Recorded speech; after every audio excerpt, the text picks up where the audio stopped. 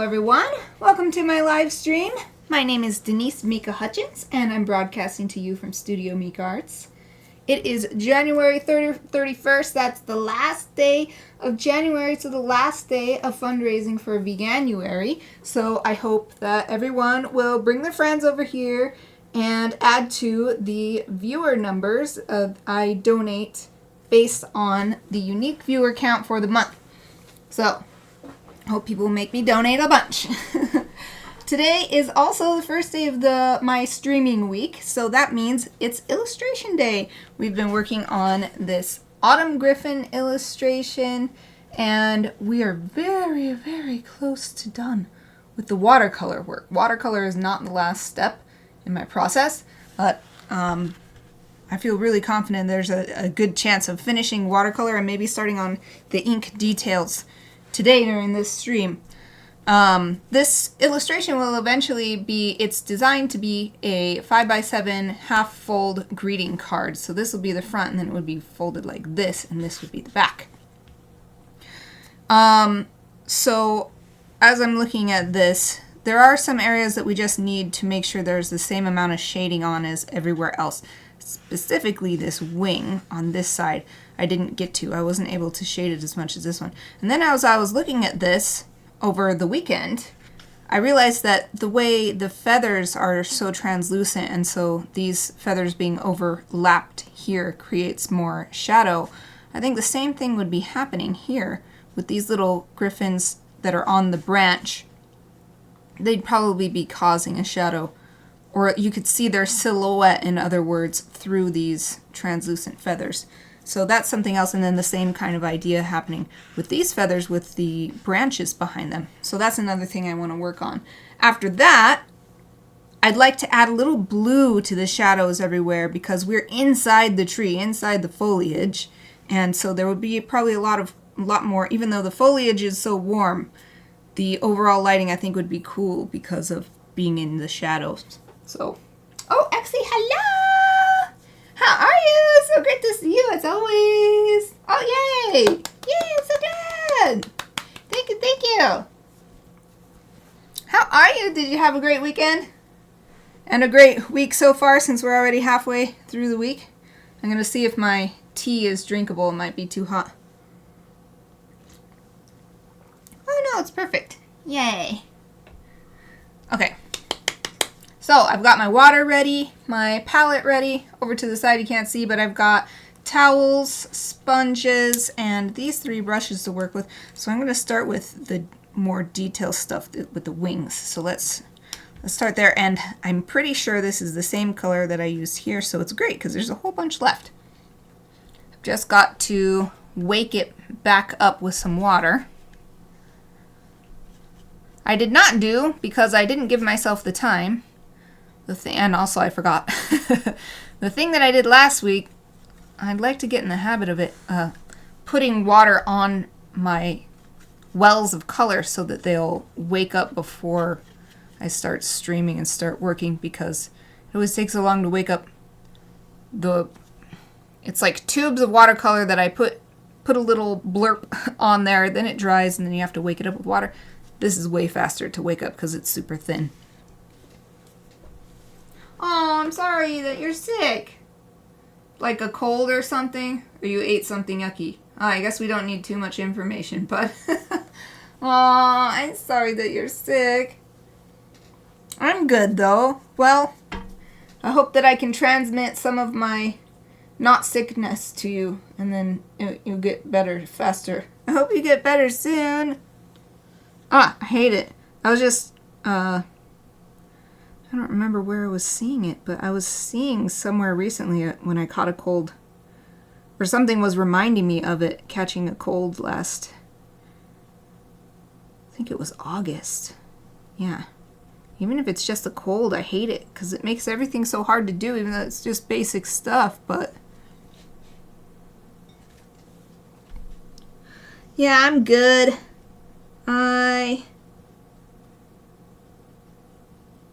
I'm just normal.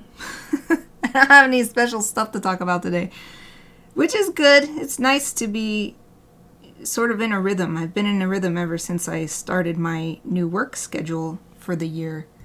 And it's working out really nicely, so while I don't have anything special to talk about as far as how I'm doing, that's kind of a nice thing. It's kind of a good thing. So I'm just trying to paint. I'm trying to imagine what would the silhouettes of these griffins look like. Especially this one. This is all from imagination anyway, because of the way it's hanging over to the side to look at something. Not quite sure what it's looking at. Could be looking at this one's face maybe, or maybe looking at the viewer.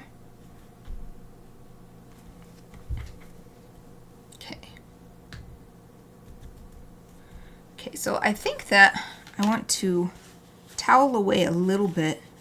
No, I'll use this one. I've been using this one to towel away. Oh, just a cold. Well, at least that's good. So just a cold. You'll be over it pretty soon, hopefully. And hopefully it won't take you out too bad in the first place. Okay, I just toweled away a little bit of the color because this silhouette, I think, would not be as strong as this one because these feathers are closer to these feathers than these feathers are to these griffins. So, yeah, I think that's good. Let's do the same thing over here. Oh, where'd my brush go? It just disappeared. I couldn't see it. There was just a bunch of lines of things happening right here, and the brush was, and it's clear too, so I was like, wait, what? Brush. Okay, so like right here, there's this branch right here, and it goes on this feather as well, but same idea, so I'm going to immediately pull away the color so that it's really light. I want a really light effect for this.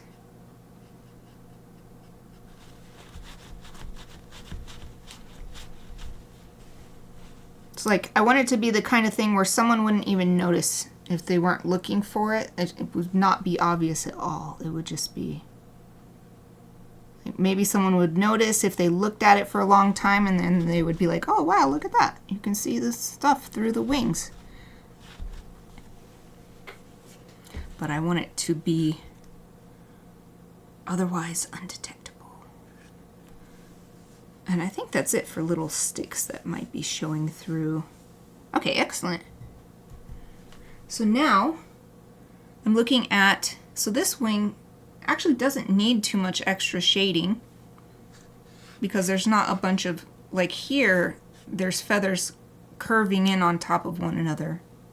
But that's not happening here. And I'm looking at my reference image as well. And these feathers are like the lightest part of the bird in the reference image I'm looking at. So we'll just darken it up a little bit as it comes down from the body. Well, I want to make sure to not darken it too much because these feathers are meant to be lighter anyway. So I think I'll actually start by wetting the page and then adding the shading on top, and then that way it will disperse more and be lighter.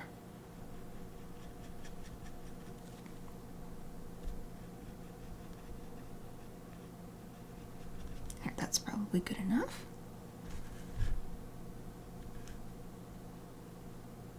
Okay, so I'm just applying the color and bringing it down so that it melds into this water that's already been applied.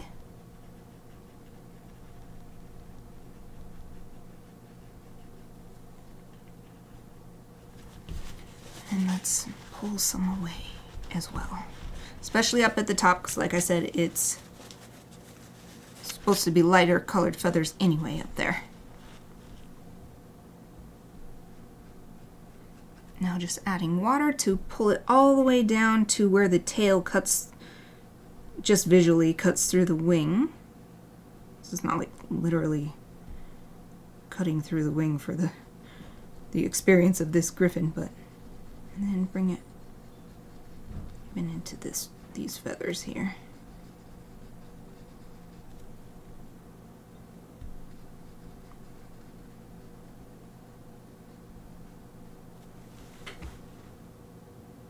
Nice. I'm really glad that doing that did not take away from these little lines that I already applied.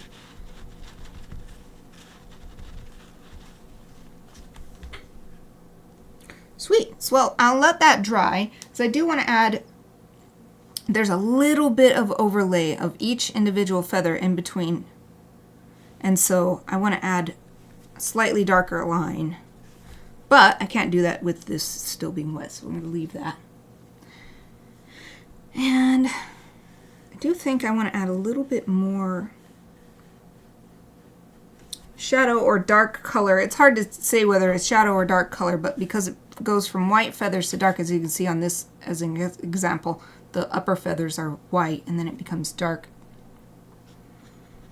I want a little bit more transition here too. So I'm applying water first so that we can do it smoothly like over there on the other wing. And then add the dark color on top and then just get more and more water and just spread it out all over these feathers. This is nice and gradual.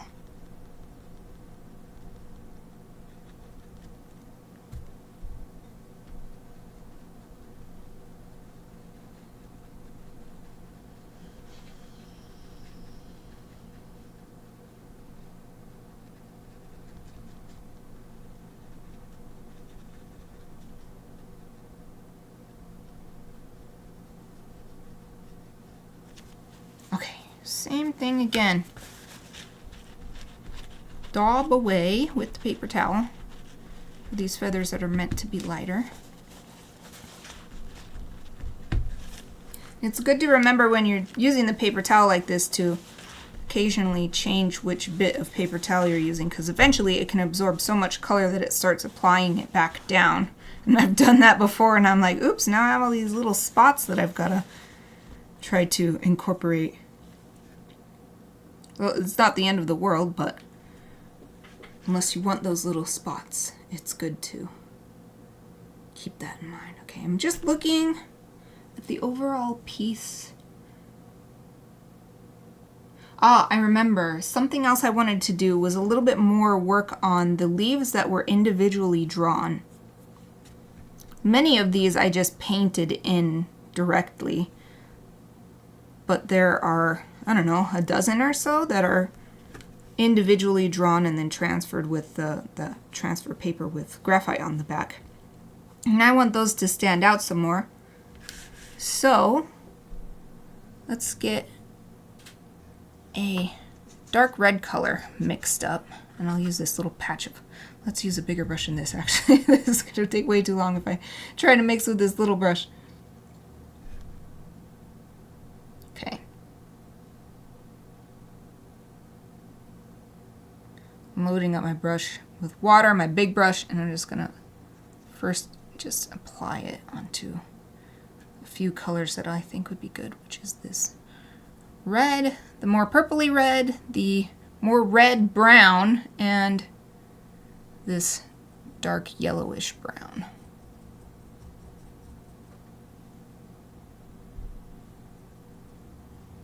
Just get a little bit of water onto them, then they'll start soaking it up and make it easier.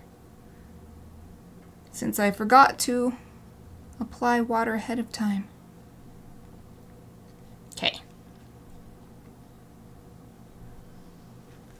Now I'm going to work the color with the bristles of the brush.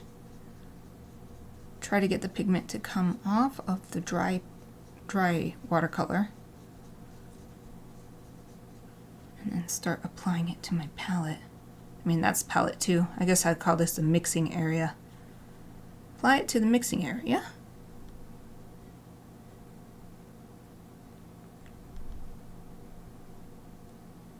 Let's see if we can get some of this brown.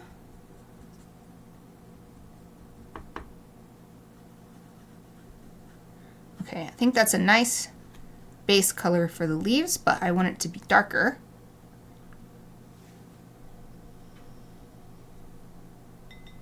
I may even add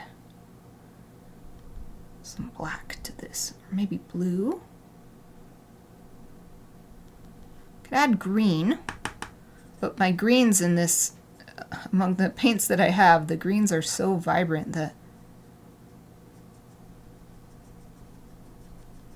they don't really make it darker, they just make it more green. It's kind of weird. Yeah, it's definitely got to be darker than this, so. Well, let's try green first. We can always keep mixing and mixing. That's what I like about watercolor, or I like about the way I do watercolor. I know I mentioned it before, some people like to mix all their colors ahead of time so that they know exactly what color they're going to be using. That's a totally legit way to do it. That's not how I do it. I like to mix on the fly. It's part of what makes it so fun for me.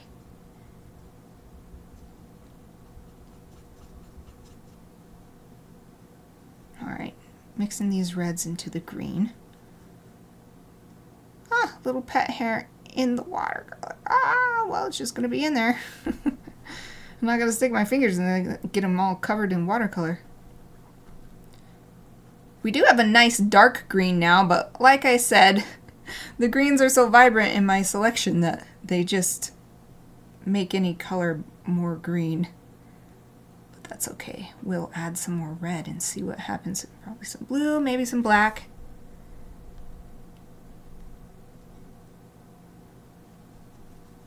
First, a little bit more of that purpley red.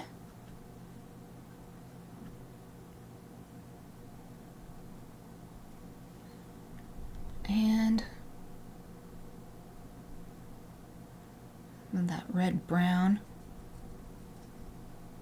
Okay, see you in a second.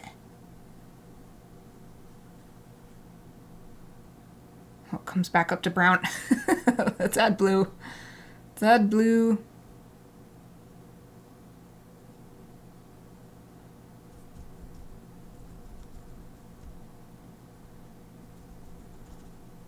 Adding one of my darker blues. Ooh, that's nice. Yay. Ooh, it almost becomes gray. This is the darkness. This is the shade I wanted, but I want it to still look red.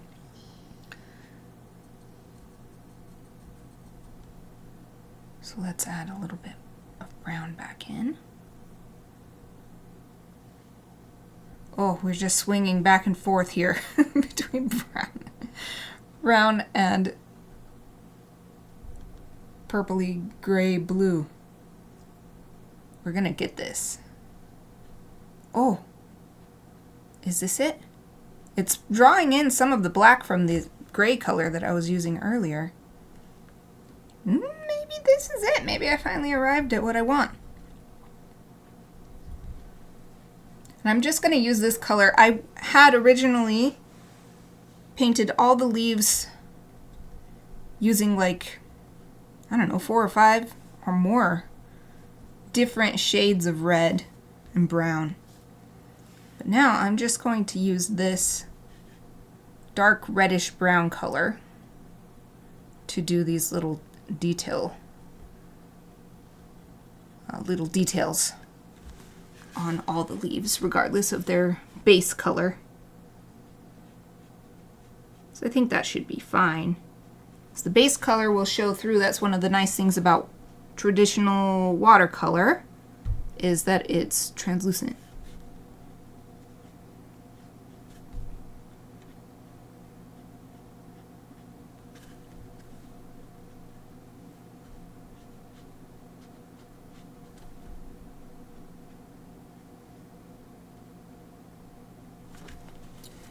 A little bit on the branch. I'm going to take that back and then reapply so it's not quite so much on the branch, since this leaf is behind the branch. It's actually a little difficult at this point to tell what is a leaf that I drew versus one that I just painted directly. But I guess that's a good thing.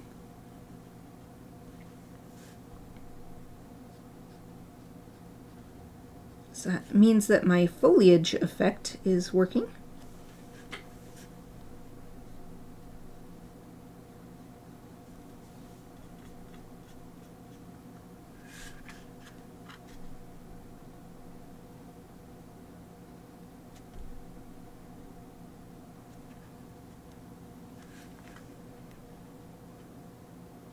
I'm just looking at the leaves in my reference image, and it is that these veins are darker, so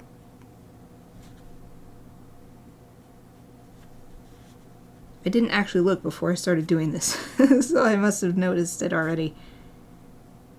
So my instinct was, to make it more detailed, add the veins onto the leaves.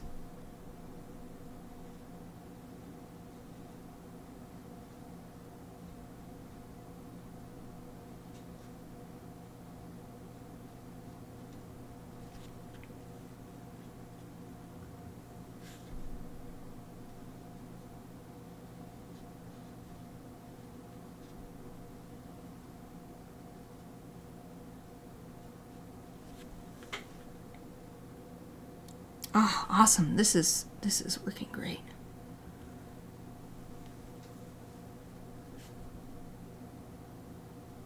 The color I mixed is a bit watery. It's the only thing that I wish was different, but it took so long to get the shade and hue that I wanted that I'm just gonna work with it.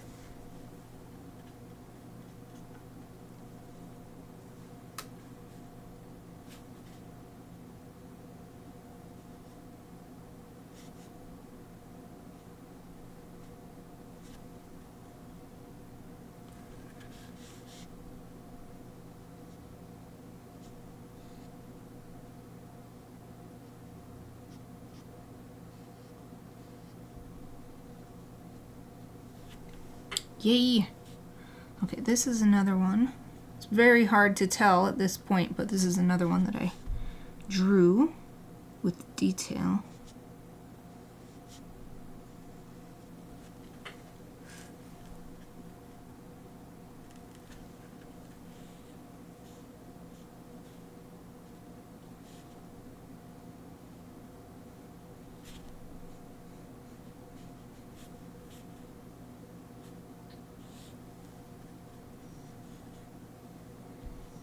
I'm just trying to see if I can draw off a little moisture without losing too much pigment for these tiny, tiny leaves. Using the paper towel to draw off moisture off my brush. These leaves are so small. Seems to be working all right. Let's see, did I do this one already? I can't remember. I guess I'll do it anyway.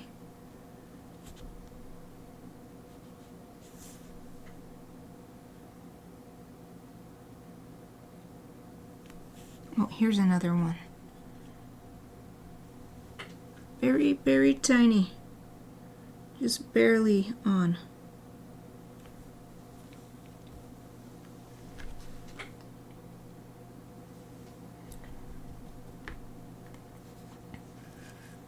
Okay, now I've done those. I want to add a little bit more pigment and add some of these same kind of details to the leaves that I painted instead of just drew. Because now that I've done that, I really like how it looks, but some of these leaves are super obvious. So they're just sort of sitting there by themselves. So I'd like to give them a little bit, not each individual leaf, but some of them a little bit more detail. And it doesn't have to be as dark either, because all of these painted leaves were done with a single color. These leaves that were drawn, I did a couple colors on. So that's why they get even darker color for their veins, basically. So let's see. How's this? It's still a bit bright. So get a little blue and even a little black this time.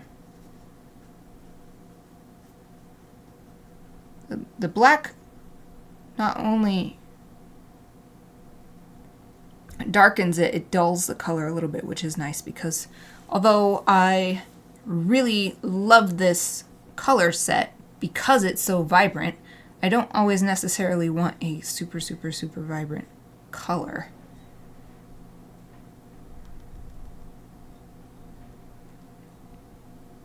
Okay, getting really close. Let's add a little bit of this darkest brown that I have too. think I gotta replace it. It's so so grainy because it's almost gone. I need to just put some new down. Get my tubes out and put a new little bloop in this well.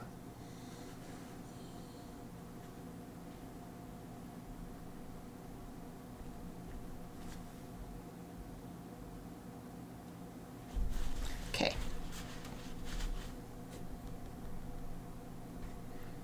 I think that'll be good enough. Whoops, sorry, I got my painting way the heck down there. It's hard to have enough room here. So I've got my camera sits right here, and I have a shelf here that raises the camera up, so that's nice, so I can put stuff under it. So that's why my palette's going under it. There's just not enough, because I considered putting this over here, but then there wouldn't be room for my hand.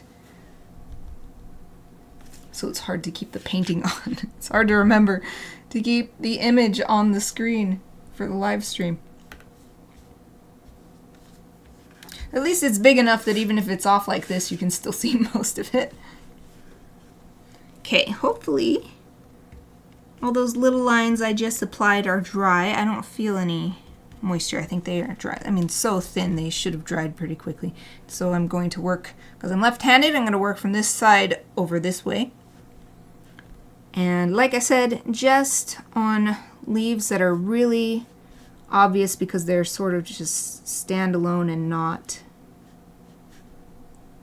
sharing space, not overlapping with any other leaves.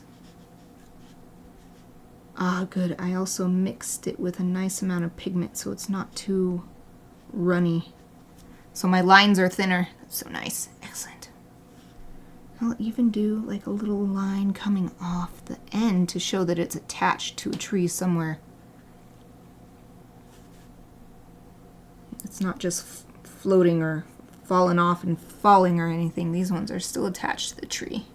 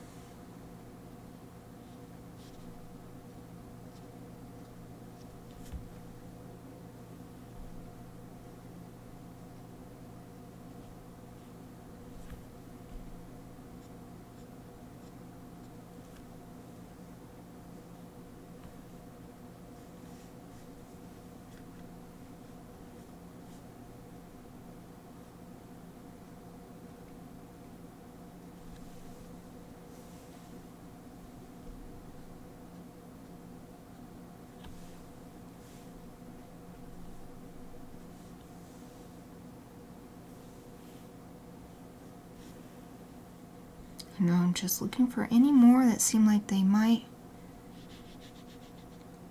look even better if they have a little extra.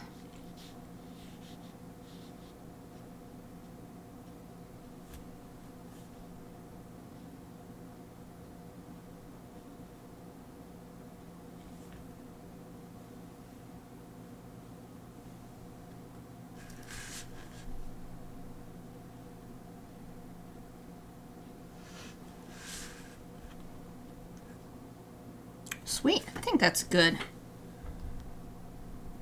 So I'm gonna rinse out my little brush. Let's see, what else did I want to do?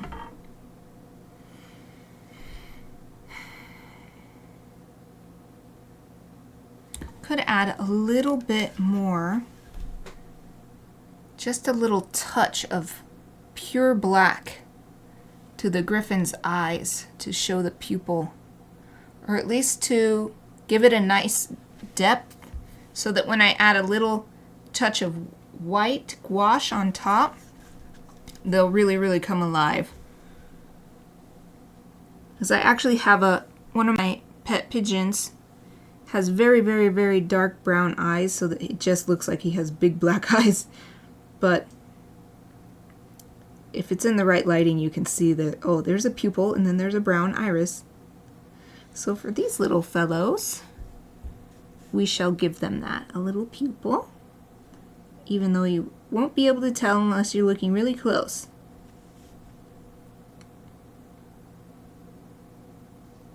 So pupil really shows the liveliness of anyone with eyes. The pupil is so important. That's why in anime, when someone kind of loses consciousness or is being mentally controlled by someone or something, sleepwalking, whatever it is, their eyes just turn into like a pale, flat thing with no pupil anymore, because that's how important it is to see the pupil.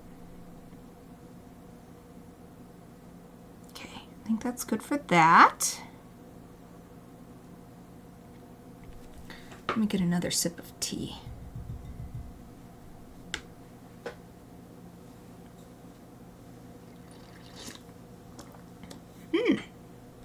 Yummy. Yummy, yummy.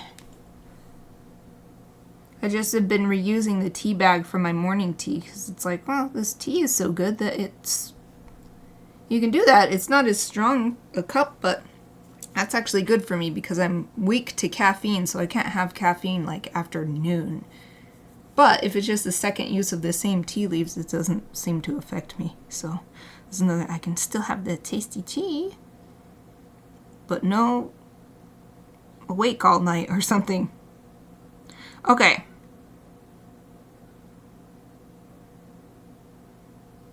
Okay, yes, I see. I have not done too much shading on these little griffins' feet here. They are shaded more than, so like here's an example. You can barely see though, especially when it's that small, but let me hold it up for you. There's a little bit of difference between the light area and the dark area here, but on this side, it's about the same color, and there should be plenty of shadow happening right here. So let's add a bunch of shadow to those toes. I'll just pick up this same color that we started with today. A very, very dark gray.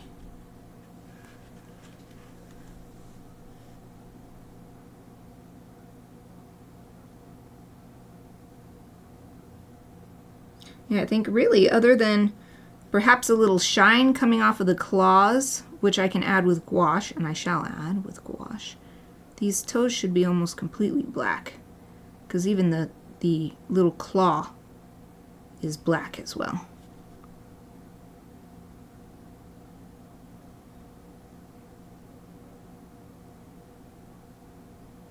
So I'm just going to paint this all the way in.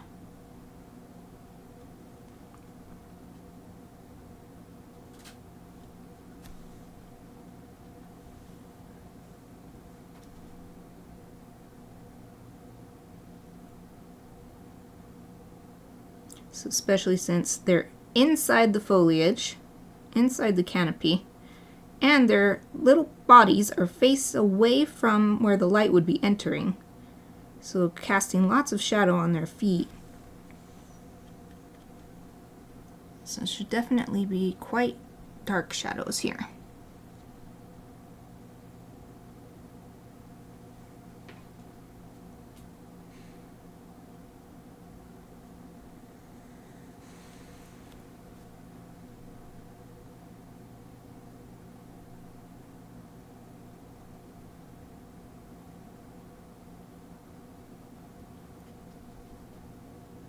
There are, of course, the back feet, which come from a shrew.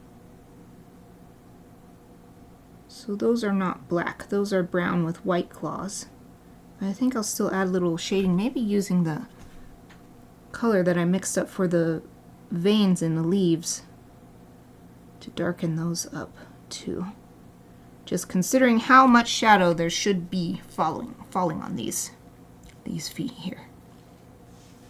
Let's add a little bit more to this person. So for this griffin, there should actually be some areas quite light on the foot because the light's coming in from right here.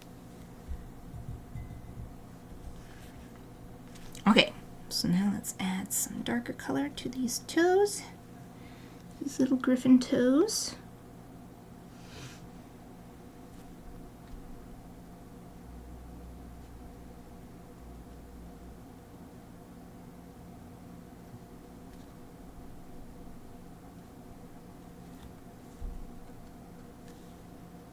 Even add a little bit more to the feet on this flying one.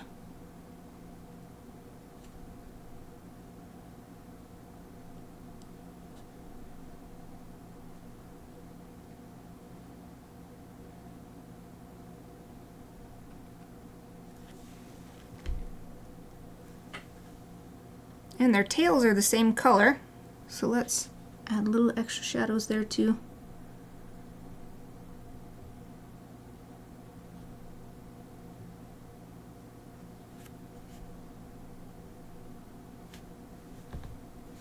Just adding where the tails are coming from the body, because eventually the light would end up wrapping around and there'd be enough reflected light that it won't be a straight shadow all the way down. But here the bodies are sort of protecting from extra shadows or extra light.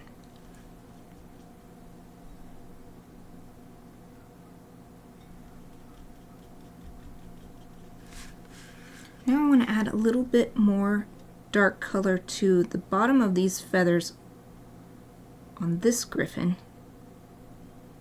to help show dimension. So right now it's just painted all one dark color. So just add a little bit to the bottommost feather. And it's so small, let me show you what I mean, what I did. See if it did focus? I think so. So you can see now there's definition between feathers now. Before it was just all one color and just looked like one thing. But just adding that teeny tiny little bit of darker color helps show that there's multiple things here stacked on top of one another.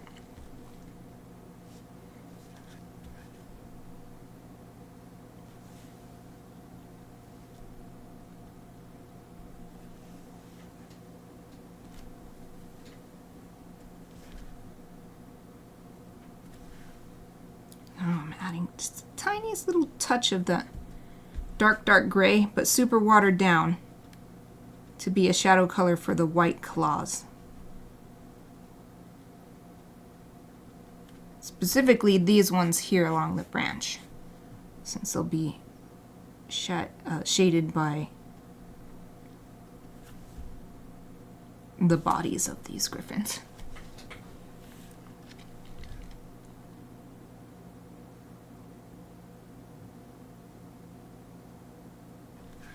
And I've been thinking about what to do for these claws. They're larger. These ones here are larger, but I don't want to add too much shadow because like these wings are so translucent, I would think that these would also be fairly translucent. But I just remembered claws, when they're white, you can usually see the quick inside. So let's just do a tiny little touch. I'm going to go up here. You can't see what I'm doing, but up here is still a little bit more red. It's not as brown as the color that's gone to the bottom of this mixing area on my palette. I'm going to use this to hopefully add just the tiniest hint of a quick inside of these claws so that they don't look so flat.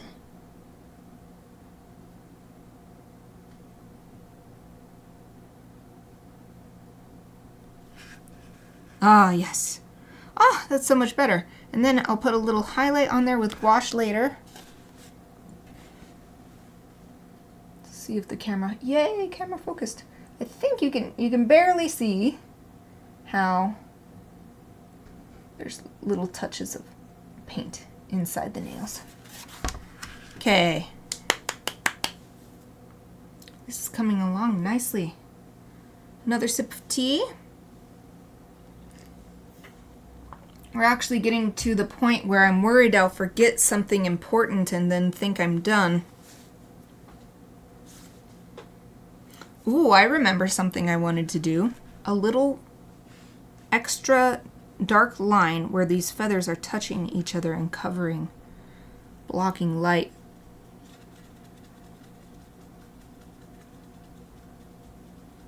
wake up this dark gray, and we'll start from the top and go down.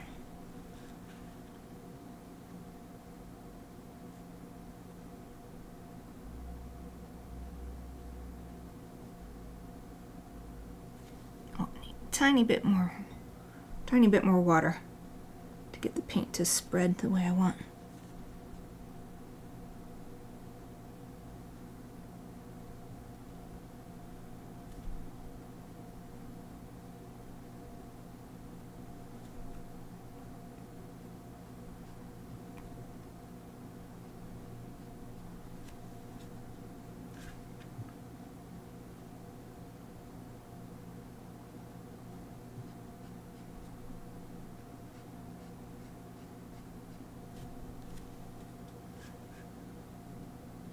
These couple are touching right there. Okay. Yay! Oh, welcome back! Yay! Just in time to see these lines that I added here. Yay! I'm just looking for any more little details like that that I'm missing. Of course, there's some detail work I'm just going to do with ink. That's the next step. Aw, I'm so glad! Autumn is my favorite season, so I'm glad you like it. This is like my representation of my favorite season, so... Red is my favorite color, so it's also representation of my favorite color. Let's see, what else? So I'm looking at my reference image and just looking back and forth.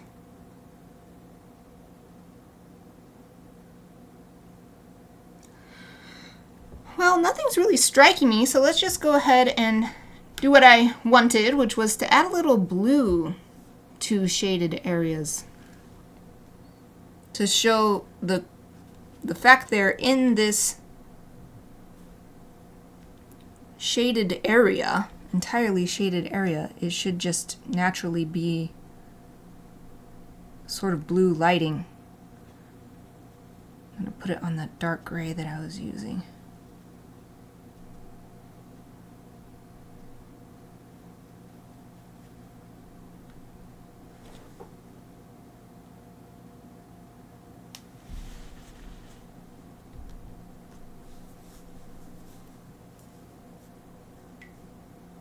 Let's rinse out my brush.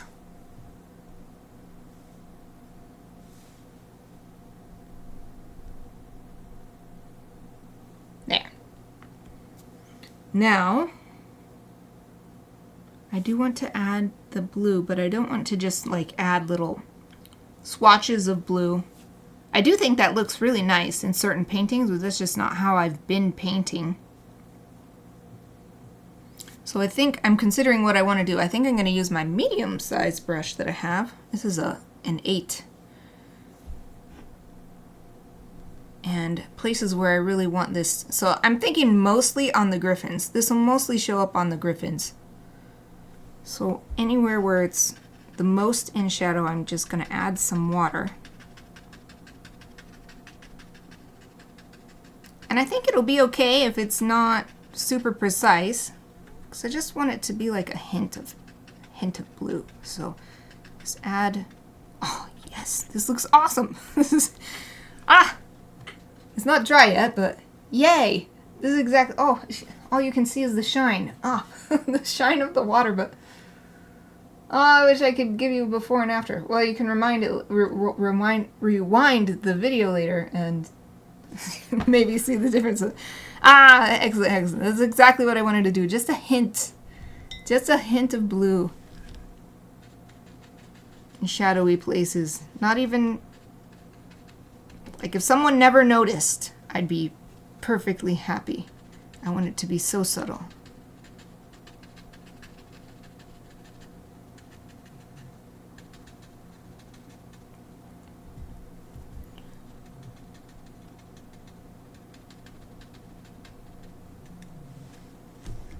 I'm so happy that that worked.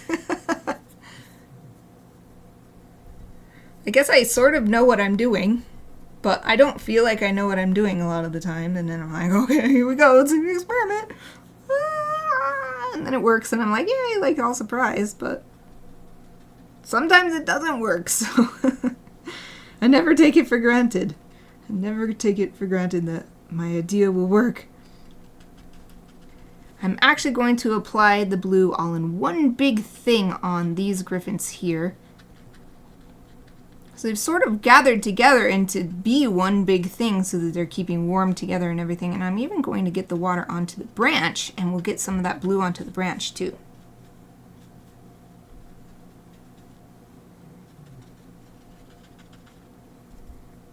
Okay. It's like apply it and then use the brush to spread it out and add a little bit more water just so it's kind of has this almost smoky effect. Here I'm gonna actually take a little away to help add roundness. Take it away in a shape that helps keep the griffins looking round and cute.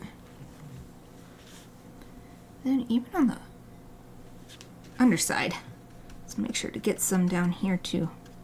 A couple of these griffins have their little booties hanging off.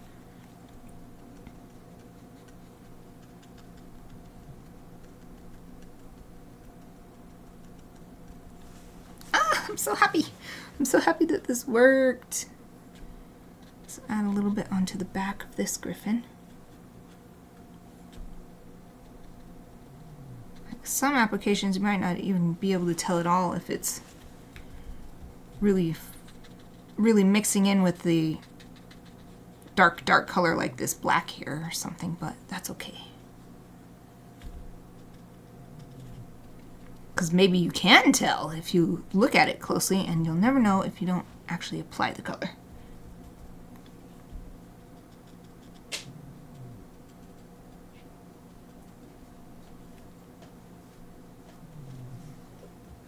I'm going to add a little bit extra where their bodies are meeting.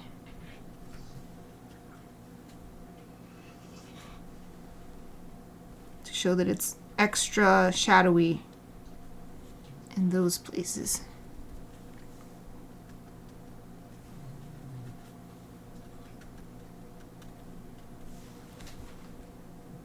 Ah, it's so good. Yay! It's so good.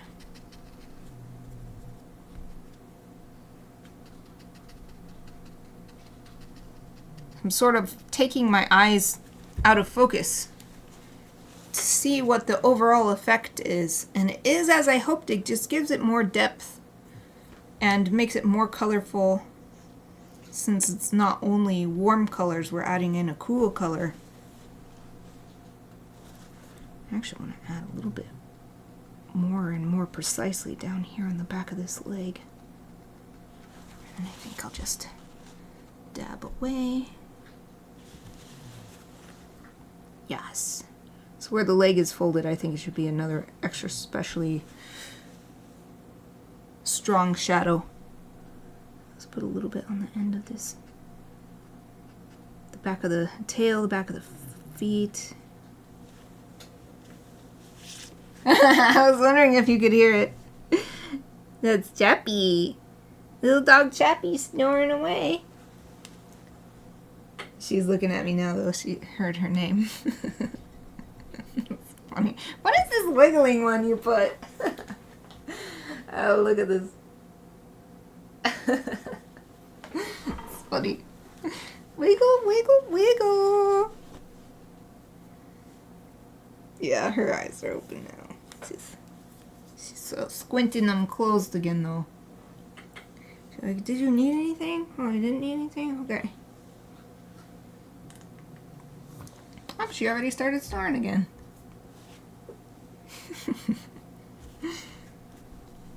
Okay.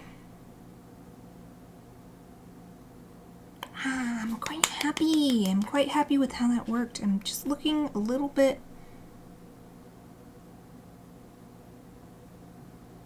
more to see if there's anything. I guess I can also look at my reference image.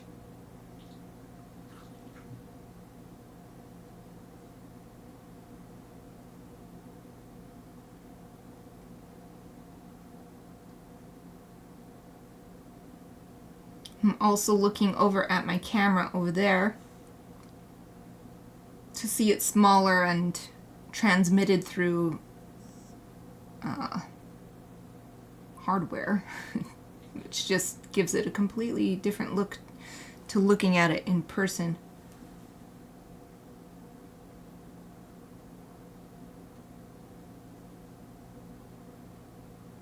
But I think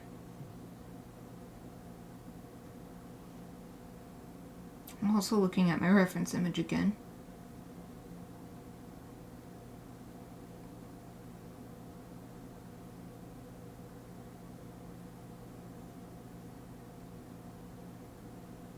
I guess there's one more thing I can do. These little areas where I purposefully colored it much darker where leaves were overlapping. I did not do that for all these leaves that I just painted in instead of drew and then painted. And so there's only a few of these super dark areas, and I don't think it looks bad or anything, but I think it could make the scene feel more inside this canopy of leaves by adding a few more. Because that's what I'm seeing in the reference image too. It's not like every single leaf that's overlapping another leaf has this really dark shadow, but there's certain areas where it's like, oh, there's this big group of these dark shadows here, there's a big group here. So, yeah, let's just use this same brown we were using earlier and add a little bit more of that to make the background, give it a little bit more depth and make it more interesting. So I'll just look for areas where it's multiple leaves on top of one another and then add the shadows on top of that.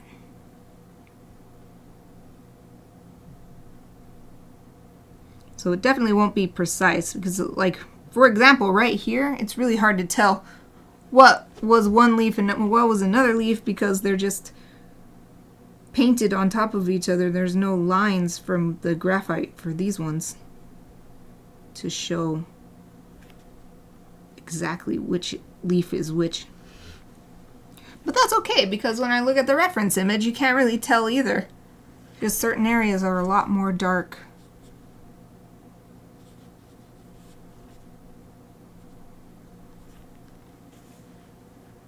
Oh, Wolf is here. Hello. How are you? Yay. Thanks for joining me. I guess that means you got off work, made it home safely. I hope so. Hope you're not, like, still driving or something. No streaming and driving. I guess if you're just watching, it's not exactly the same, but... And I love seeing that little ranger sliding in. Wee! I was starting work on my January Roundup blog post, and I decided that my stream that I will feature in the blog post will be the most recent Ranger emoji stream. Oh, okay. That's alright, as long as you're just listening. So that's the same as listening to a radio.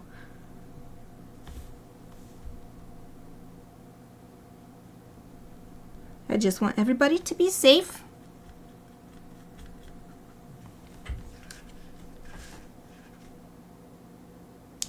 It's kind of hard to choose where to put these extra dark shadows. So there's actually not as much overlap as it seems like, but I think I've got a nice... It's much more robust here. I'm very happy about that, and so I think maybe... So I don't want to do it everywhere, otherwise it'll still have that overall all flat looking look. So maybe I'll do a few more here because there's so many leaves right here. But then I'll do some here, and I'll just leave this corner because there's so many branches over here. We've got lots of dark areas happening because of the branches. So that's my plan.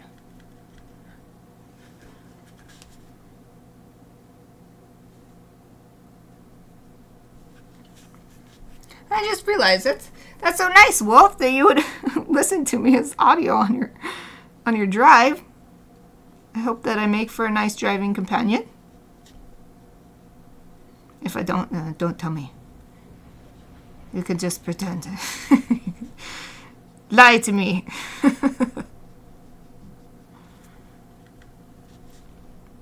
Some of these leaves already made their own darker color by just literally from painting on top of one another. So I'm actually, in those cases, just enhancing what already naturally happened.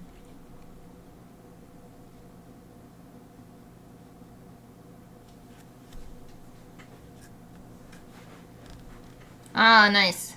Yeah. And we're halfway through the work week, too. So good. You're playing with your puppy dog? I mean, I don't know how old she is, but I call all dogs puppies, so just so you know.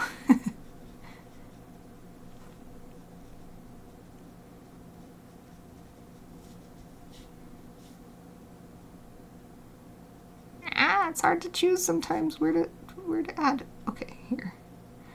Where to add in this extra overlay dark. But I think that's good.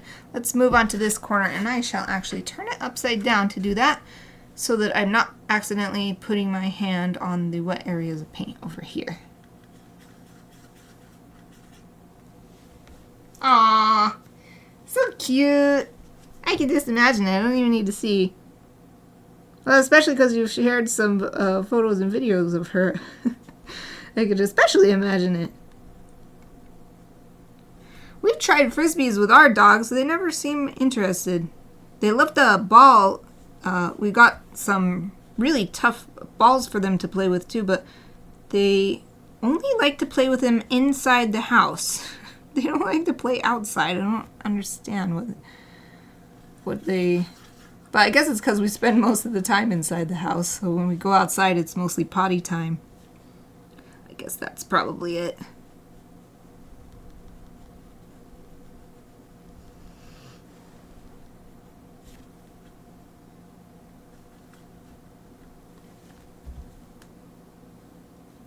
Whoa! Border Collie Corgi? Well, which one did that dog get their height from? So I can imagine.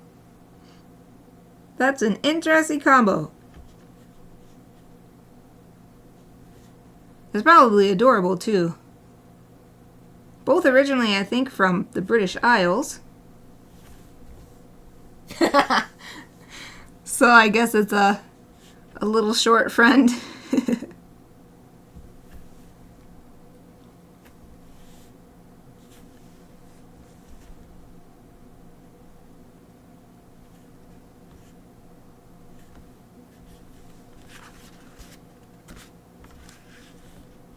This is really nice too, because I colored these original patches super dark. And these patches I just painted are much lighter, but I actually think that's good because it gives it a range of shadows, because there's some overlapping shadows that are simply from the colors literally physically interacting on the page. And then there's these really dark ones, and then in the middle are these ones that I just painted, so we've got a nice range of depth and different ways of combining. That sounds adorable. Yeah. Oh. I think I can imagine it. I took a moment to just... It was like assembling like a Gundam in my brain, like, you know, painting. Do you play at the dog park or something? Or go over to each other's houses for some play dates? All right. Oh, and it's perfect timing. So I really think I'm done with watercolor, but this is perfect timing. It's exactly time for my 5-minute break. So I'll give you guys a look too. So this will be great to take a break and then with freshened eyes, see if there's anything else I really do want to add with watercolor, and if not, we'll move on to inking in the second half of this stream.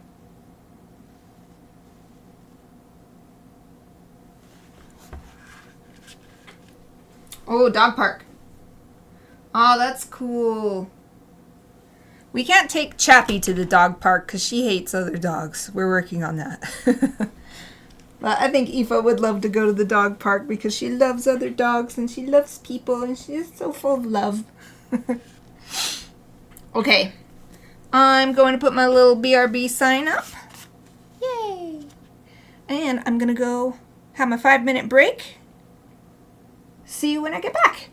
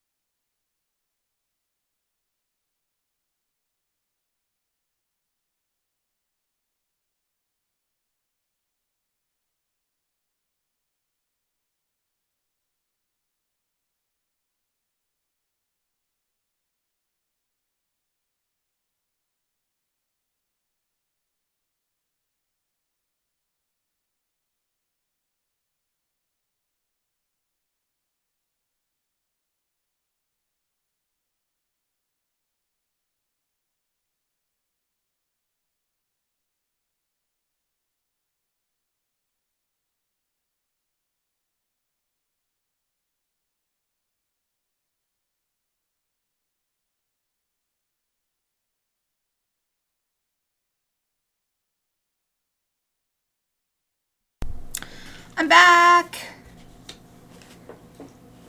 Oh, I love seeing you guys chatting amongst yourselves. One day I hope to have enough viewers that I can relax while everyone's just chatting. That would be awesome. Okay, I think I'm done with watercolor for this piece. This is still wet though, so I'm just gonna set it somewhere. Oh, all my spaces are all covered in stuff. I'm gonna set this somewhere so that it can dry. Aha, here we go. And I can, let's see, I do still want this bowl of water for my ink work, but I can move the brushes because I'm going to use a pen. I'm going to use a dip pen. So I'm going to get that stuff out. So I need ink, dip pen set,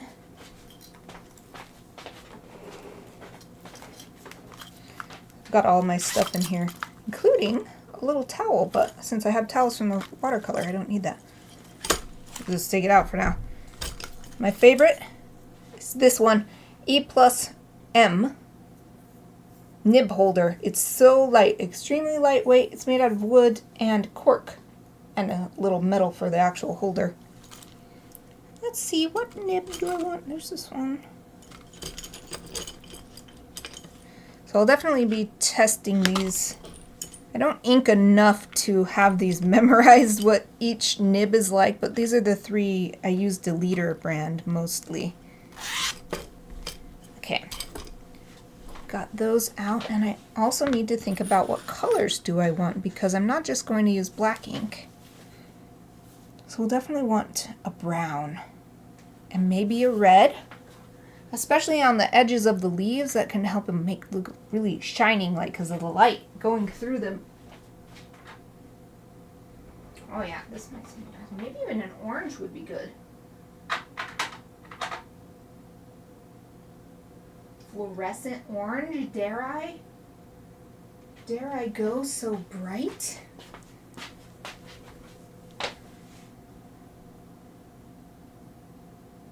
Actually doesn't look bad. And maybe it'll be a little much. But still doesn't look terrible just for some outlines. I do have a slightly less outrageous orange. It's just Orange India ink. This might be better. So this, I'll have this one, and then I'll have a red as well. Just do a plain old red. How's this one? We use the same brand. Bright Red. Oh, this might actually be even better. It's called Bright Red, but it looks more orange to me. Oh yeah, but next to the orange, it definitely looks red. Okay, we'll have these two. And what other colors? I think that's about it, because the brown I can use... I mean, maybe I will want a black on, like, the black... Okay, we'll do a brown and a black. I always have to think about it.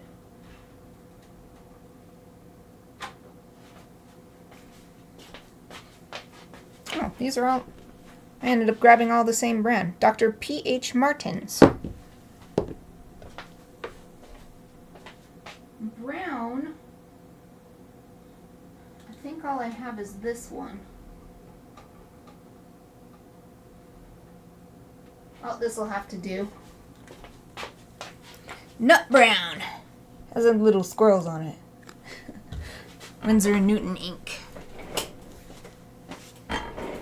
Okay. So let's test first and see which nib, which pen nib I want. This one is the Saji pen, I think.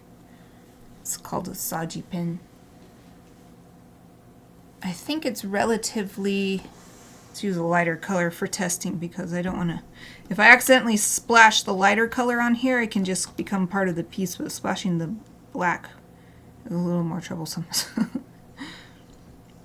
Stay, little cap. Okay. This is just testing what the nibs do.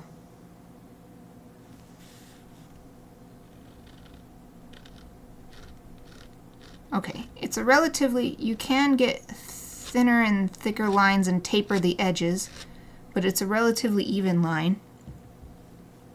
Okay. Rinse that off. Wipe it and pull it out with the towel. This holder is great, but part of that greatness means that because it's good that it holds the nibs in nice and tight, but it also means that they're in there nice and tight, so it's hard to get it out. To change nibs. I could just do, yeah, I think I will. I have several other holders, so I think I'll just use a bunch of different holders. That's what I've done in the past. I don't know why I forgot. Because it's been so long, that's why. Okay, this is the G pen. And I'm pretty sure now that I've done the Saji pen that the G pen is very flexible and yeah, it does way thicker lines, but you can also get really thin lines out of it. So you can get the most variety out of the G pen. Okay.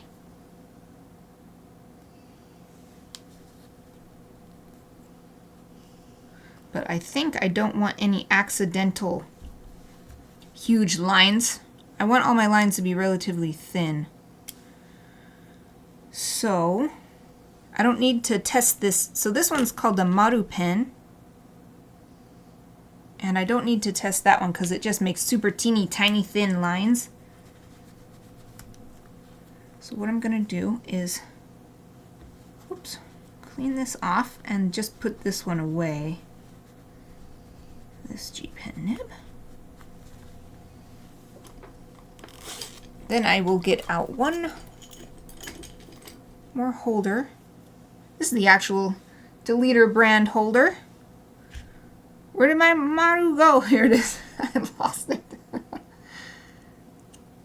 And then I'll have a holder for this and a holder for the Saji pen, and this is all these two nibs are good. That's all I need. Oh, interesting. Oh yeah, it makes sense. It makes sense to me that it would take a while for someone who grew up in Japan to get used to how talkative we are. It's interesting because I have a minor degree in Japanese studies, so I actually had to do a lot of academic study of Japanese culture. And I've always wondered since then if that's the reason why I felt so comfortable with Japanese culture, and I've never quite felt like I fit in American culture, because there are even little things like, one of my professors said it's actually seen as aggressive to look someone in the eye when you're talking to them in Japan.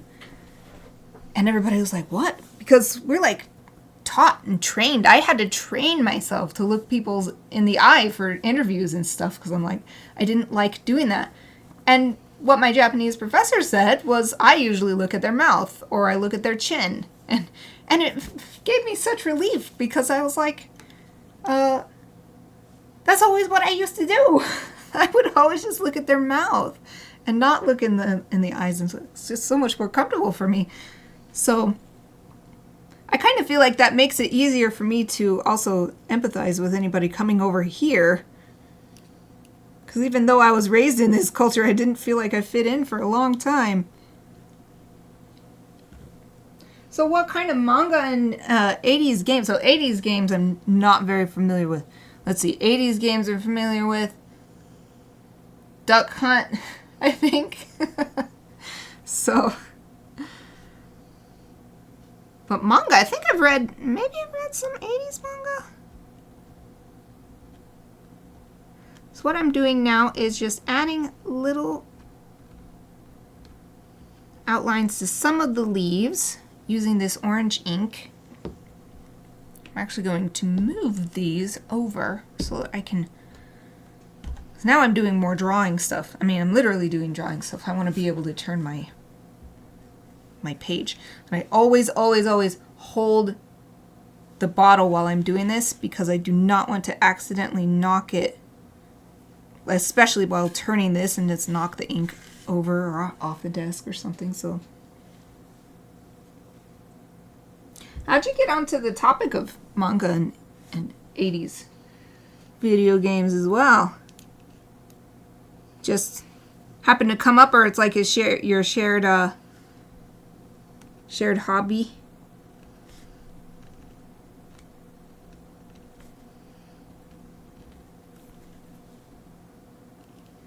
I'm adding some outlines to these leaves that I only painted and didn't originally draw.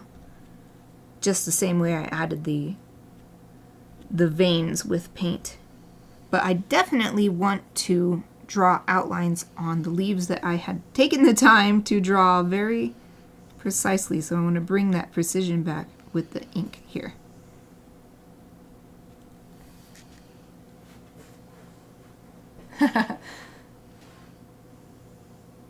Oh.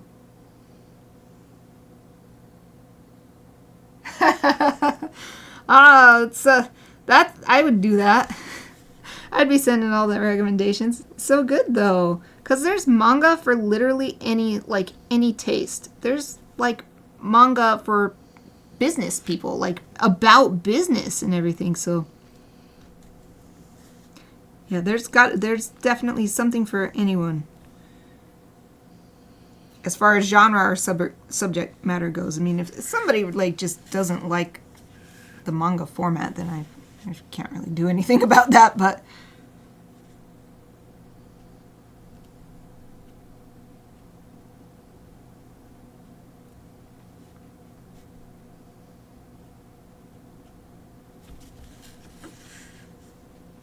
it's so nice that that person could talk to you too, if they were feeling uncomfortable or in the past felt uncomfortable.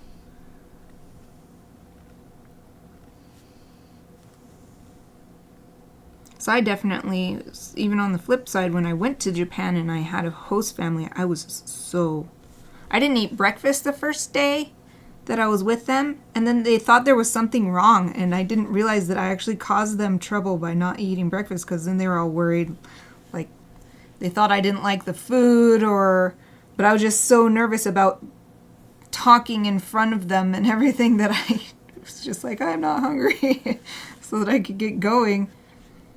I learned a valuable lesson, because I ended up causing trouble rather than avoiding trouble.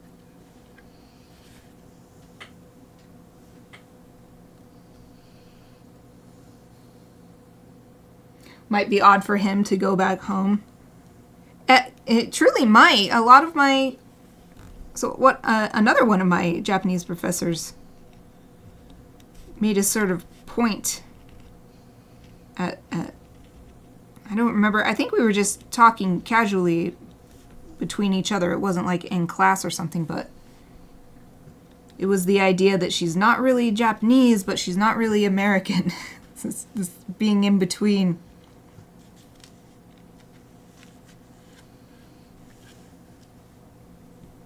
And personally, I feel that as actually better to have, whatever the culture is, to have influence from multiple cultures, because it just makes it easier to emotionally accept people who are different, cultures that are different, situations that are different. If you just have the experience of, not everything is always this way, it just makes you more flexible. So even though there is the downfall of you might not seem quite like X person when you're in X group, overall I think it's healthier for like our whole world to have more exchange of ideas and behaviors, words, all kinds of stuff. This makes it better.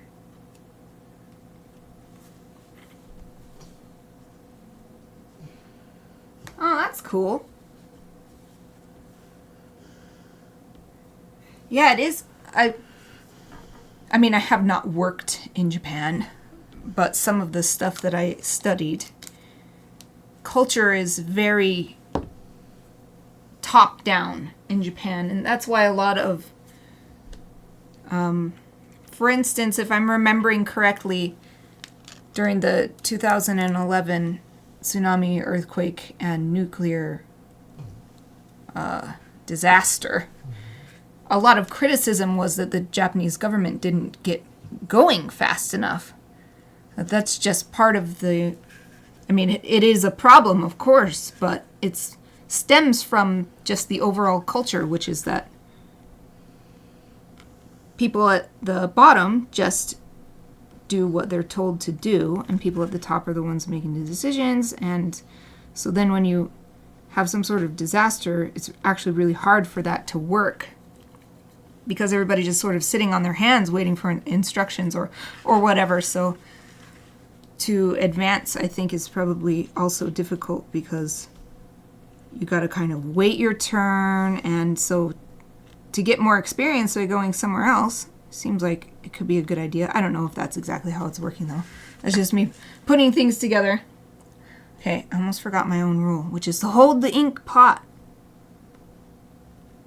It's because I'm having a great time talking about culture. Trying not to put my hand in the ink in the areas where I've already inked. But it should be drying relatively fast. Just trying to look every time I put my hand down.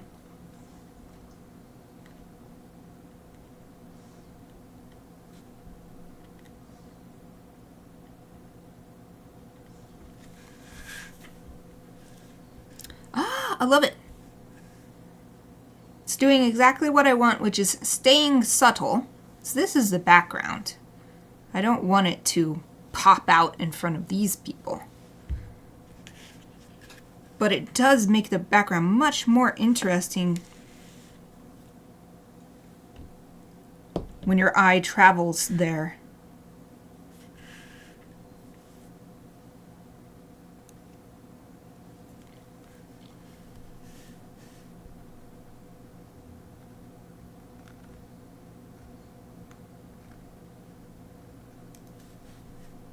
And it is nice. I'm reviving some of these lines that are sort of getting lost under the paint, these graphite lines.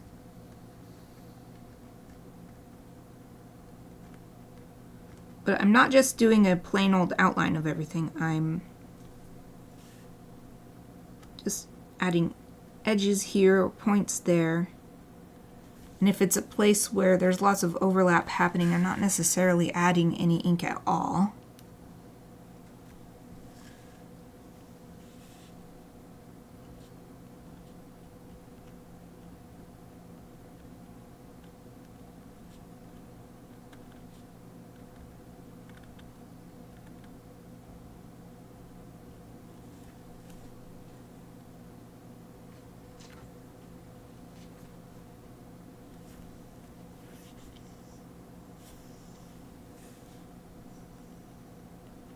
Sort of just playing hide and seek now, trying to find the leaves that have outlines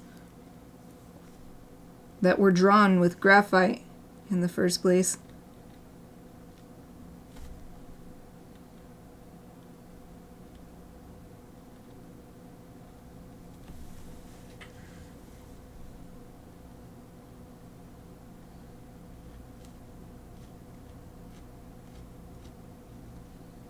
It's great. This ink is a little bit translucent so that at least it's mixing with the color underneath.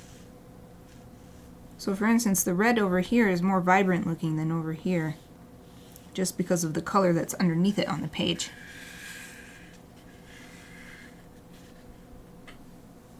I'll hold this up in a second so you can actually see the work I'm doing. It doesn't really show up so small.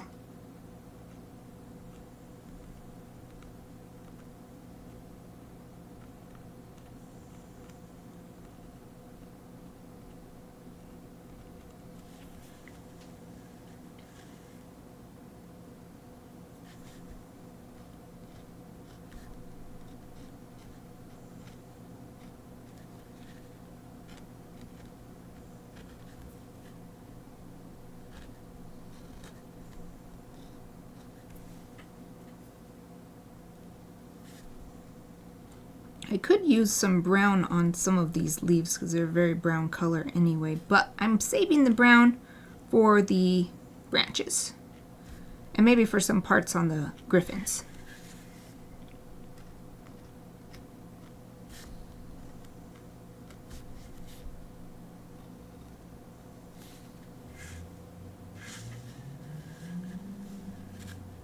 Ah, getting caught on the towel.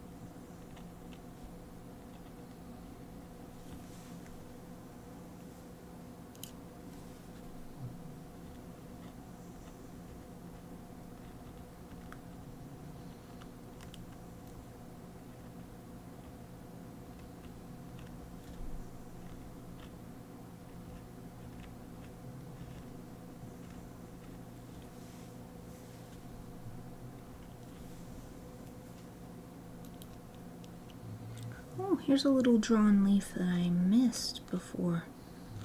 It's just so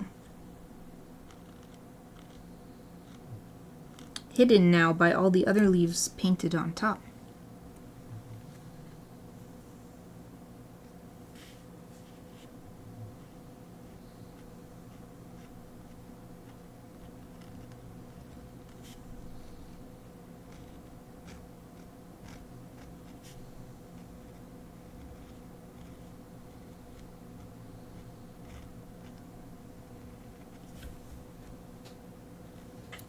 Oh, close to done with this color ink.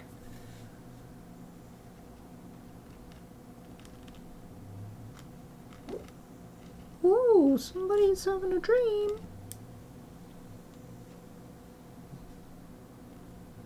If you're hearing any snoring this time, that's actually Aoife. This Juppy's having a little dream though.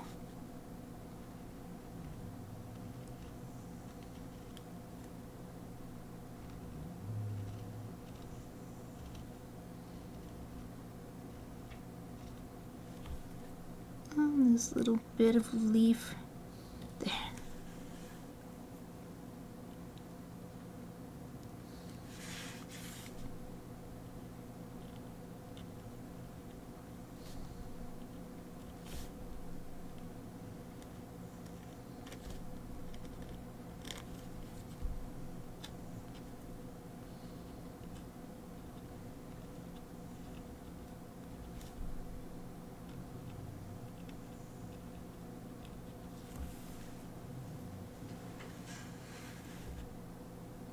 Is that all of them?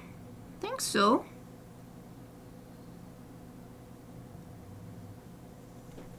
Okay, I'll come back to it, look at it again later, and see if there's anywhere else I want to add more of this orange or red ink.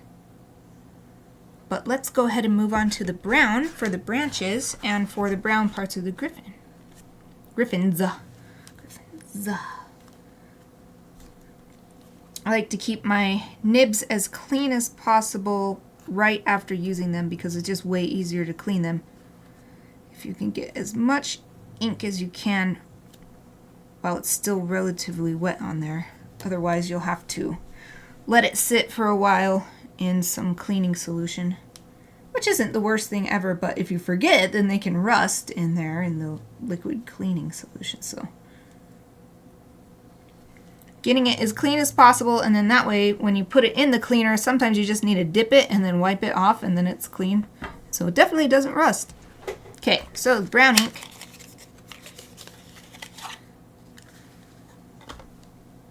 Alright, this has definitely, oh man, I think I'm gonna have to add some water. I don't know if you can see this. You can sort of see it. See if I can get the camera to focus. I have to step out for a second.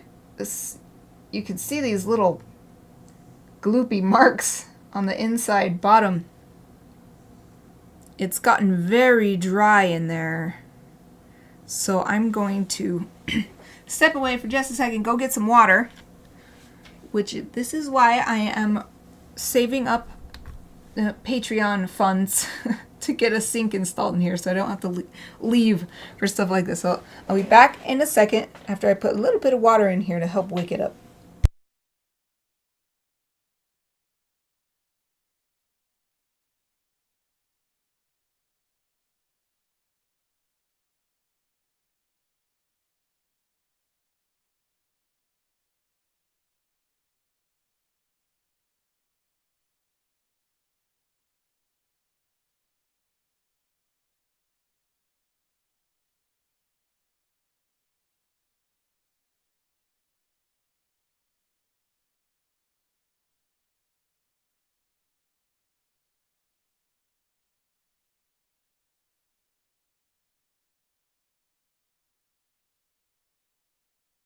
Okay, I'm back. Put that back up there. Now I've got, like, I don't know, a teaspoon of water added. I'm just going to tumble the container. So I learned a while ago that shaking works. You can shake the ink to mix it, but it works way better to tumble it because then you don't get so many bubbles.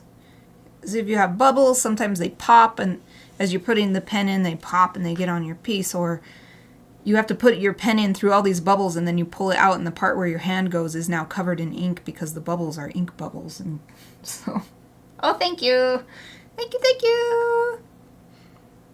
Yeah, it's not too bad going over to the bathroom to get some water for stuff, but I would prefer if I could just take 2 steps that way.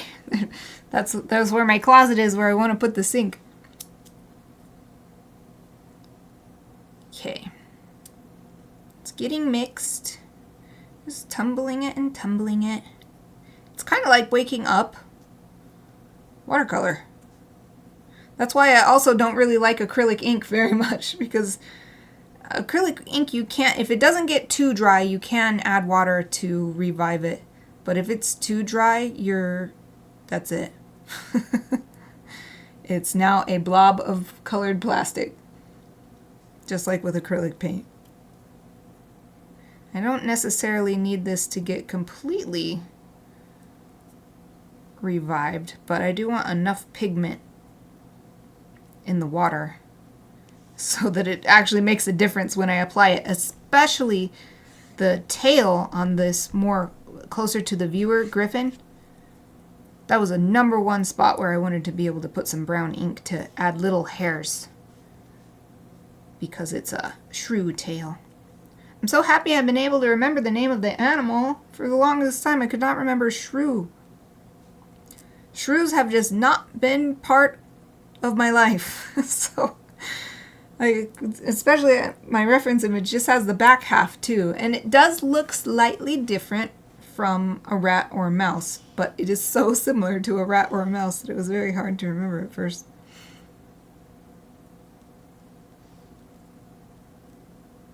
I didn't expect this to be so dry, but I don't have any other brown ink, so this has got to be it. So you can watch me spin this for a while, or listen to me spin it, I guess. I think that's probably good though. The ink does look nice and opaque. Oh, you can't see because of, there you can see. No. There's still the same blotchy stuff, like, I don't know, 1/2 centimeter worth of solids down here in the bottom. But since the ink is looking nice and opaque, I think I can use it now. At the very least, we'll test it.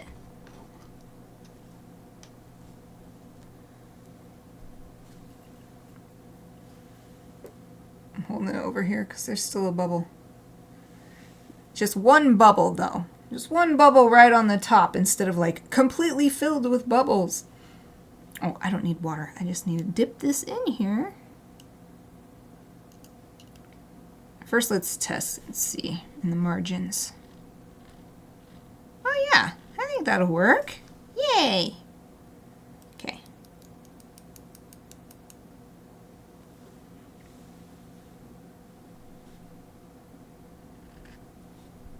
since this might actually be kind of limited, a limited supply of ink, I'm going to focus on these areas where it was most important to me to add ink details.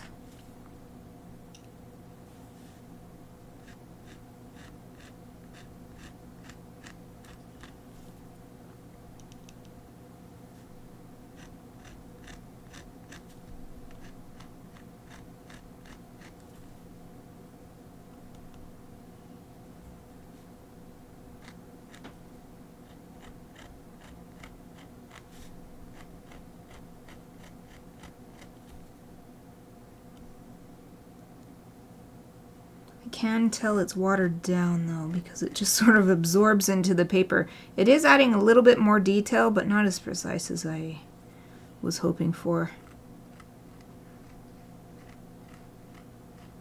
But that's okay. I'm going to be adding digital work to this anyway. It's been a part of every piece in this series so far. So why stop now? And I can add a little bit of extra texture here when I do that to make up for the ink. The ink being dry.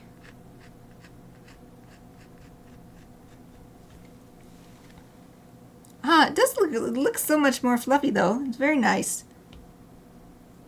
I don't think I held it. Did I hold it up for you to show you the leaves either? Hold on.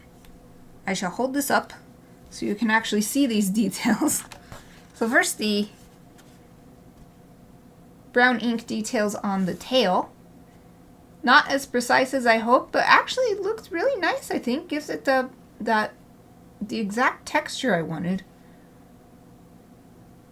And then of course the outlines on many of the leaves, especially ones that were originally drawn, using both the orange and that light red color. So yeah, those are the kind of details that I'm adding now. So let's keep working with this brown.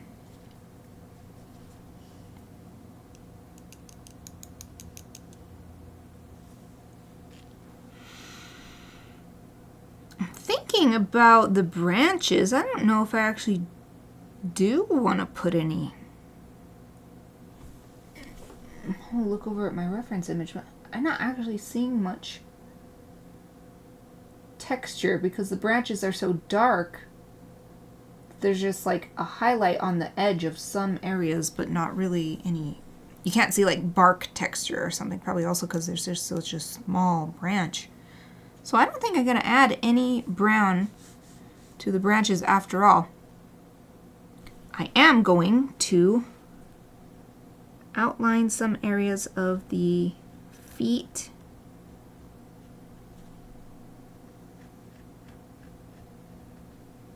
Make them more defined.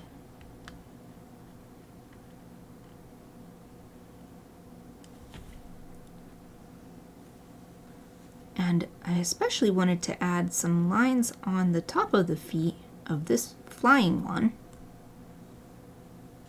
to show the definition of the toes as they're flexing to land.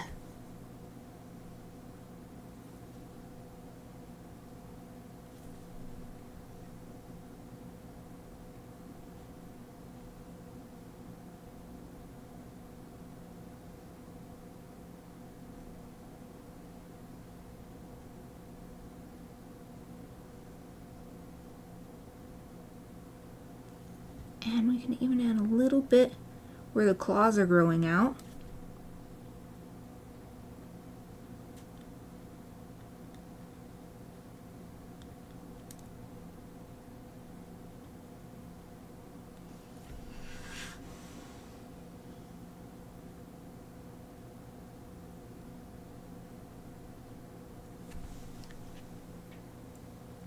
Okay. That's good for the big griffin. Or no, let's add just a tiny bit. Little marks on this little brown patch that's visible of feathers up here. That's for some texture.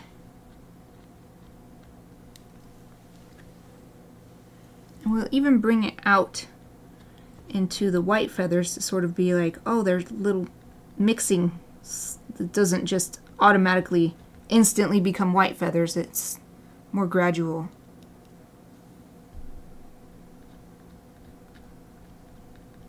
There. Especially happy about that because that little patch was bothering me, but I didn't want to add more watercolor because it's so thin of a patch already.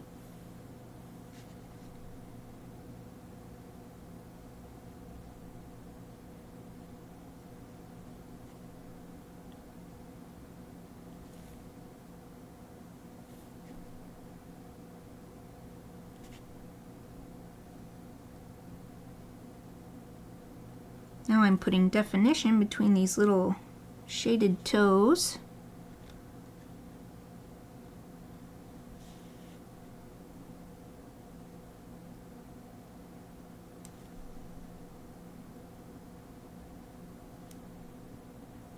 It's a teeny tiny detail, but I think it does make a difference. And let's add some little texture lines on these tails. They were so small and thin, I did not want to add such lines using watercolor, which I did on this closer tail. But now we've got the nice thin pen nib, let's do it on these other tails too.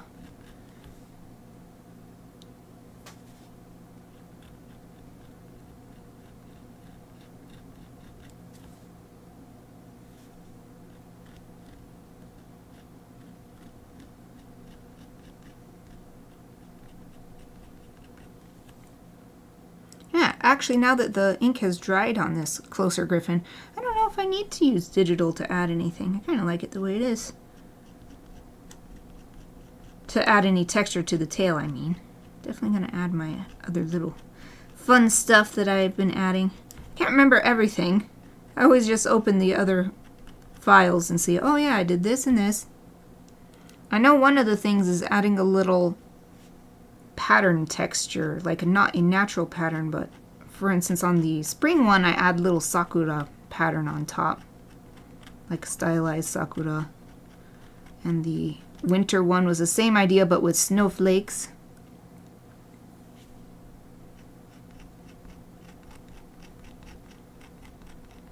So I'll probably just add more autumn leaves on top of this one, stylized autumn leaves.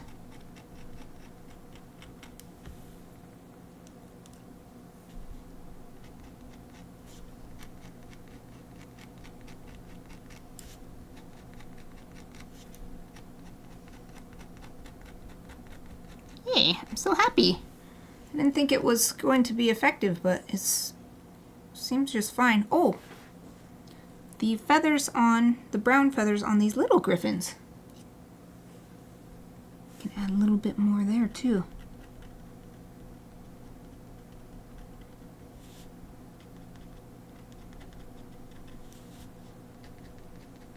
I don't want to lose the lovely watercolor texture I have though, so I'm just going to add just a tiny bit. Just a tiny bit.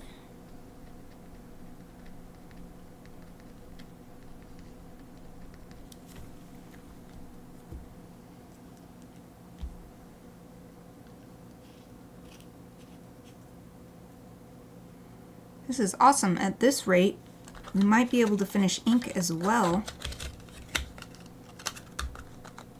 today. So there's about 15 minutes left. Okay. Wet this pen nib and wipe it off.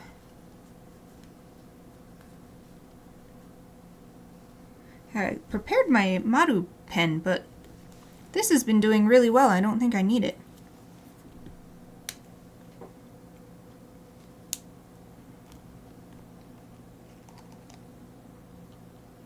Okay, moving to the black ink. This is the one that is the most, it doesn't blend in necessarily.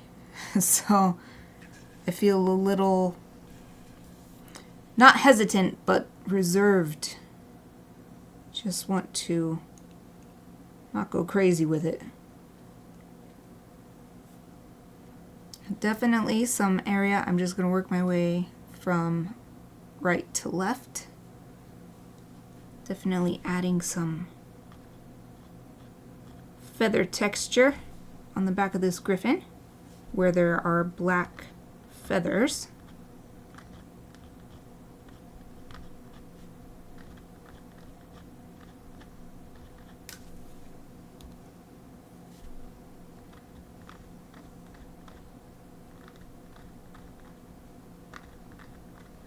Right now I'm doing rounded feather shapes, and as it goes down into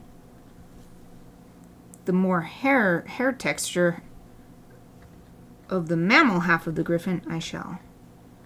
So maybe like right around here, it stops being that rounded feather shape and becomes more linear fur.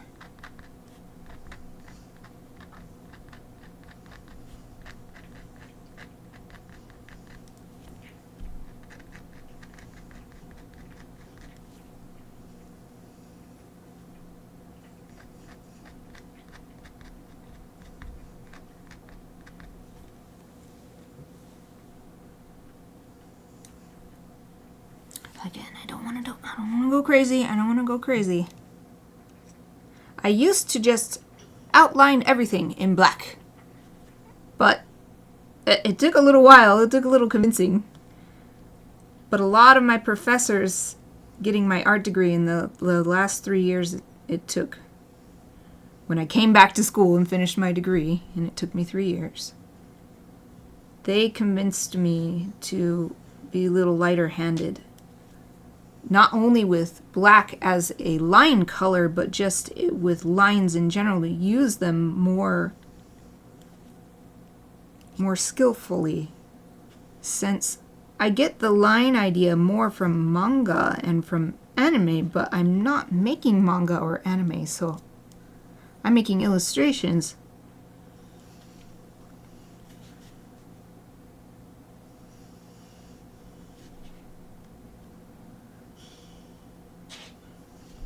It was a little tough to give up at first. It's like, no, this is what I want to do. I was so obstinate. So many of us are about our art. I'm like, this is my art. This is what I do.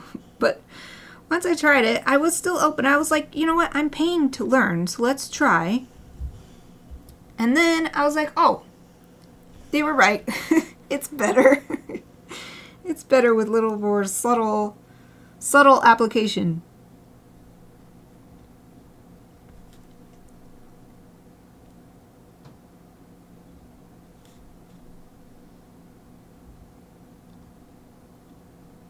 So here the claws and these front feet have almost entirely disappeared into the dark of the branch they're on. So I'm definitely using this black ink to bring them back. But even then, I'm not outlining the entire foot.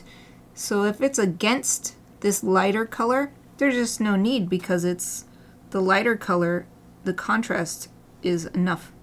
You don't need a line there.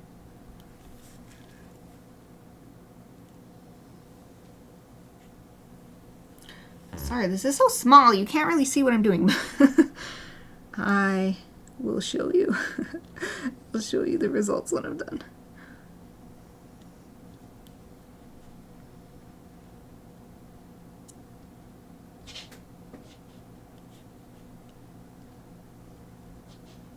I see an area. But maybe not brown. No, maybe I'll leave it. There was an area I was thinking maybe I wanted to bring the brown back, but since that brown is not as opaque as I hoped, since it was so dry, I think it won't work. Okay, so let's add a little bit more definition for these individual feathers. Earlier I added the darker paint to help with that, but we'll just get even more precise with some black ink. And here just add some little fluffy texture on the black feathers.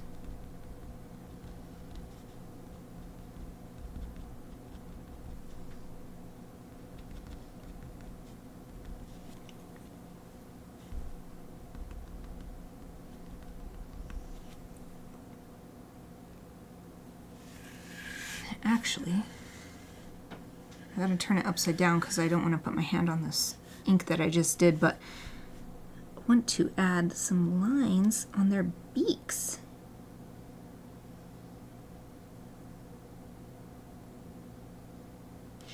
So right now they're just kind of little gray blobs, but if I add just a line where the beak opens, I think that'll be enough to make them more, not real. What am I trying to say? Just that little bit of extra definition. Helps bring the character to life, let's say that.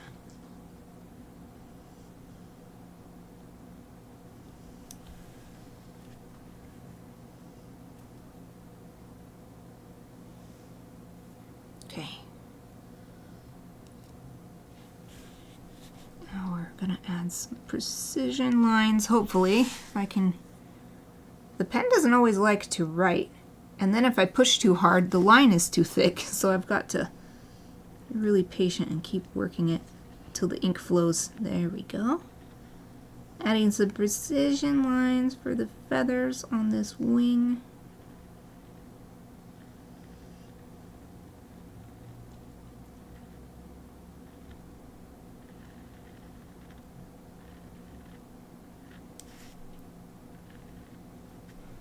And then we'll add this little fluffy texture on the black feathers on the back here. Ah, and we've got to define the other wing.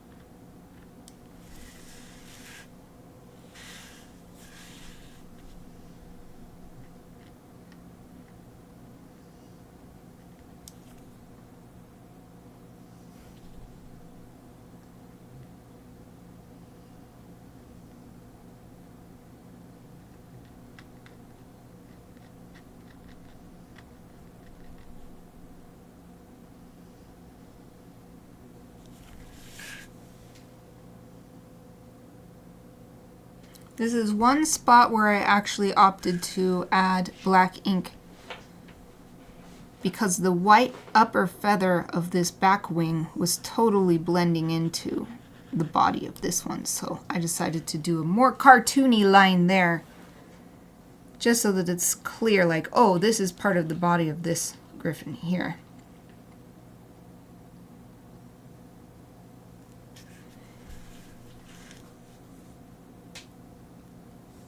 It's working really nicely, so now I'm just going to start adding little small details like the line where the claw is growing out of the toe. It's just a tiny little curved line.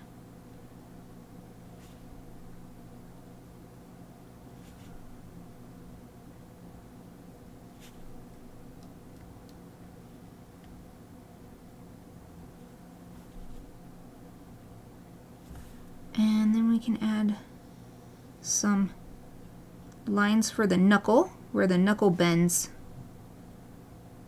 There'll be little wrinkly lines.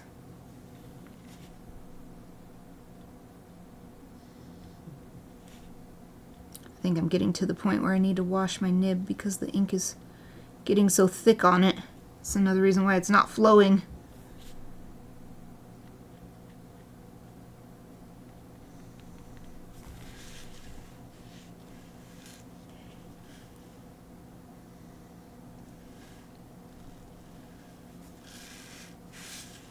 Okay.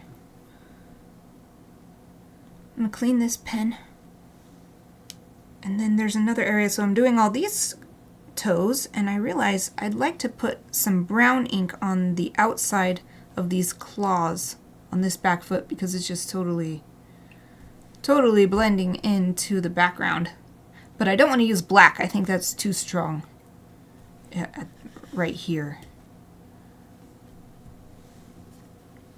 Yeah, this is all caked in black ink.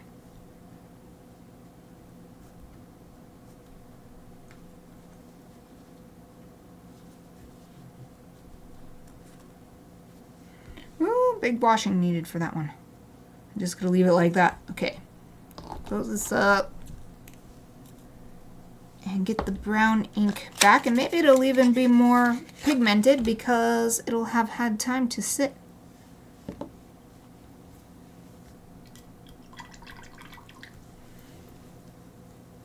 I'm gonna get my other towel here to help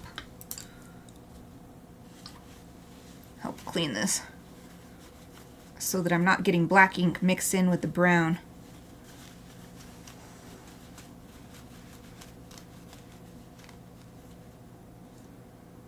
Okay, I think that's good enough. Now the picture's too high up. I can't find that perfect middle. Okay.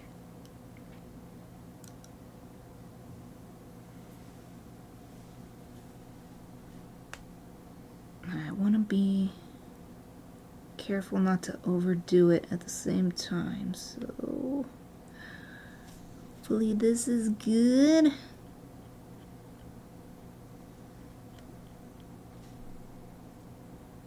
Inking sharp things is especially tricky because if you add too much ink, it makes it look blunt. So I hope that my inking here will be effective but not overdone. These claws are tiny, but they've got to be able to hook on to the branch and be strong, and so okay, I think that's good. Yay! You think that worked? It's adding a little bit more to the actual brown toes.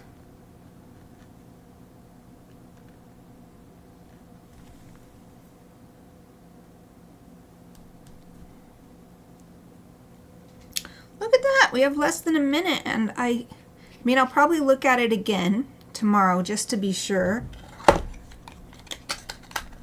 But I think I'm done with ink, and then next step is adding white gouache for highlight areas, and then digitizing and adding little fun digital elements. So here's a close-up look at all the different stuff we did today. There's those curved, more feather-like lines, and then they come down and become more hair-like lines as they come down on the griffin. And of course that tail texture, the outlines on some of the leaves. Here's all the little details on the claws and on the feathers on these little small griffins. Oh, thank you. Perfect. Awesome. Yay, I'm so glad.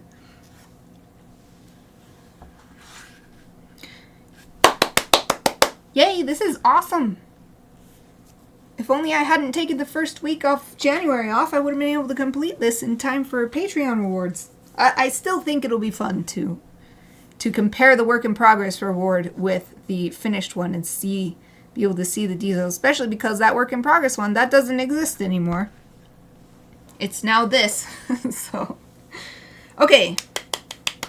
Yay, we're done for today. We're already a minute over, so I will let you go. I am going to be back tomorrow. We're going to continue work on this, gouache, and then digital work. So we'll be another like switch from physical to digital media. I feel confident doing that now, so. All right, that's it for today. I hope to see you. Oh, at Raid. XD, yay. Thank you, I forgot already. Y'all, it's time for Raid. And we've got that author that I love his comics, Mouse Guard. Let's go raid, I'm doing this on my phone this time. Let's go raid David Peterson. Yay! Actually, thank you, I forgot. Yeah! Mouse Guard! Let's see, how do I do this? I was just gonna say goodbye, but no. I love this idea. Okay, how do I... Oh, hold on. How do I do this? Okay, I have to go to my own stream. Go in my own chat. Okay. In the chat. So let's see. Slash. I'm getting good at this. Oh, I need to find the slash on my phone. Okay. Front slash. Forward slash. David Peterson. Sen with an E. It was funny because last time I was like, oh, I spelled it wrong. And then he mentioned the same thing in his streams. That was funny. Okay. We'll see if this works. Here we go. Oh, yay! 3 viewers already. Okay, waiting for the countdown. Tap to raid now. Yay, there we go. All right, anybody still in my stream or watching the recording later? I shall actually leave you this time. Hope to see you tomorrow. Thank you for watching.